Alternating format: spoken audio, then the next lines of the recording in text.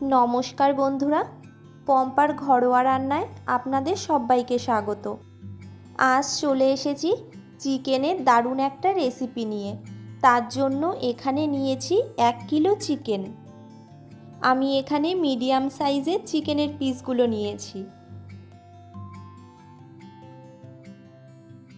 এইদিকে একটা কড়াই গরম করে কড়াইতে দিয়ে দিচ্ছি পরিমাণ মতন সর্ষের তেল। তেলটা গরম হয়ে গেলে দিয়ে দিচ্ছি 2টো বড় সাইজের আলু। আলুগুলো আমি 4 টুকরো করে কেটে নিয়েছি। দিয়ে দিচ্ছি হাফ চামচ হলুদ ও সামান্য নুন। আলুগুলো ভাজার সময় লবণ ও হলুদ দিয়ে ভাজলে আলুর রঙটা খুব ভালো আসে, আর লবণটাও আলুর ভেতর পর্যন্ত ঢুকতে পারে।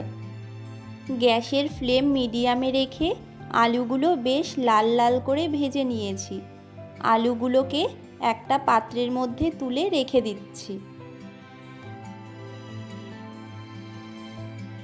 এবার ওই তেলের মধ্যেই দিয়ে দিচ্ছি পুরো চিকেনটা। গ্যাসের ফ্লেম হাইতে রেখে চিকেনটাকে 7-8 মিনিট ভালো করে ভেজে নেব।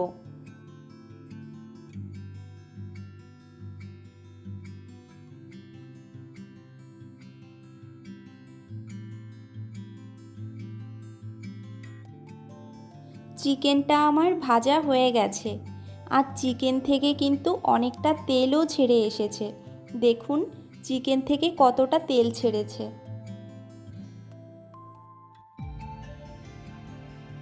এবার চিকেনটাকে একটা পাত্রের মধ্যে নামিয়ে নিচ্ছি।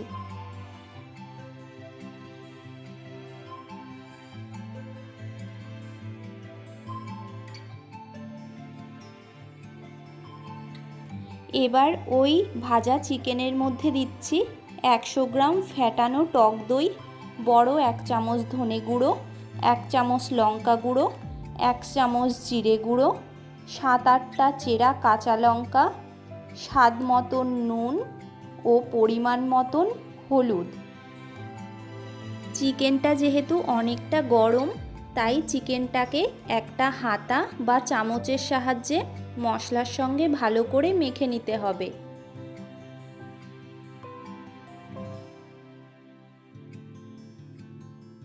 চিকেনটা মশলার সঙ্গে মাখা হয়ে গেলে চিকেনটাকে 30 মিনিটের জন্যে ঢাকা দিয়ে রেখে দেব।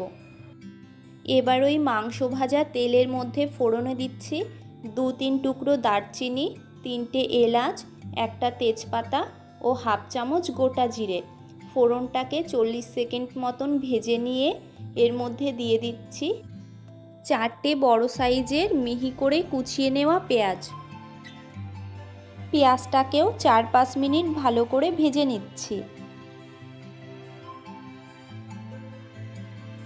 পেঁয়াজটা ভাজতে ভাজতে এরকম নরম হয়ে আসলে এর মধ্যে দিয়ে দিচ্ছি 2 চামচ আদা রসুন বাটা।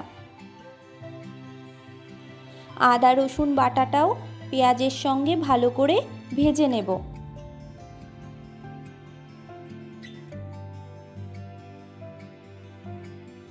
আদা রসুনের কাঁচা গন্ধটা চলে গেলে দিয়ে দিচ্ছি 2টো মিডিয়াম সাইজের টমেটো পেস্ট। টমেটো পেস্টটাকেও সব কিছুর সঙ্গে ভালো করে মিশিয়ে নিচ্ছি। মেশানো হয়ে গেলে দিয়ে দিচ্ছি পরিমাণ মতন হলুদ। এবার গ্যাসের ফ্লেম লো টু মিডিয়ামে রেখে মশলাটা প্রায় 10 মিনিট মতন ভালো করে কষিয়ে নিতে হবে।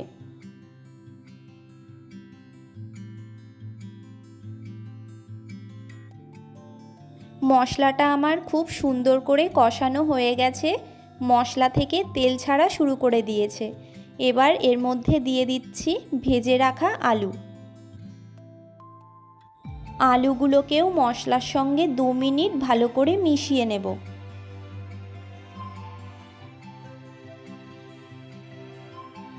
আলুগুলো মশলার সঙ্গে মেশানো হয়ে গেলে দিয়ে দিচ্ছি মেখে রাখা চিকেনটা।